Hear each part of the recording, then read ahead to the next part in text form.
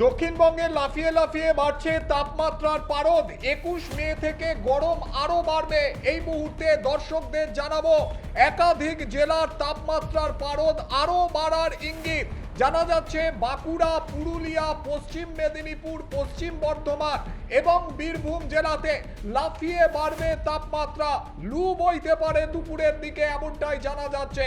এর পাশাপাশি 21 মে রাতের দিকে দক্ষিণবঙ্গের কয়েকটি জেলায় বৃষ্টির সম্ভাবনা, ঝড়ও বইতে পারে এমনটাও জানা যাচ্ছে। আপনাদেরকে জানাবো প্রবল গরমের মধ্যে কিছুটা স্বস্তির খবর সামনে আসছে।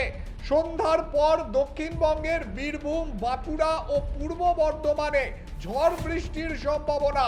40 থেকে 50 কিলোমিটার গতিবেগে বইতে পারে দমকা ঝোড়ো হাওয়া। 21 মে বিকেলের পর দক্ষিণবঙ্গের এই জেলাগুলিতে আবহাওয়া বদলের সম্ভাবনা, কিছুটা স্বস্তি মিলতে পারে আম জনতার।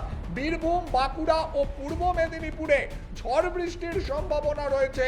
40 থেকে 50 কিলোমিটার গতিবেগে বইতে পারে দমকা ঝোড়ো হাওয়া। একদিকে গরমে যখন পুড়ছে দক্ষিণবঙ্গ, অন্যদিকে উত্তরবঙ্গে বৃহস্পতিবার থেকে মঙ্গলবার পর্যন্ত বিক্ষিপ্তভাবে ভারী বৃষ্টির সম্ভাবনা। শুক্র, শনি ও রবি এই 3 দিন অতি ভারী বৃষ্টির পূর্বাভাস জলপাইগুড়ি, আলিপুরদুয়ার এবং কোচবিহারের কিছু অংশে। মঙ্গলবার পর্যন্ত বিক্ষিপ্তভাবে ভারী বৃষ্টি চলবে দার্জিলিং, কালিম্পং, আলিপুরদুয়ার, কোচবিহার এবং জলপাইগুড়ি জেলাতে। বজ্র বিদ্যুৎ সহ ঝড় বৃষ্টি বিক্ষিপ্তভাবে হতে পারে উত্তরবঙ্গের সব জেলাতে।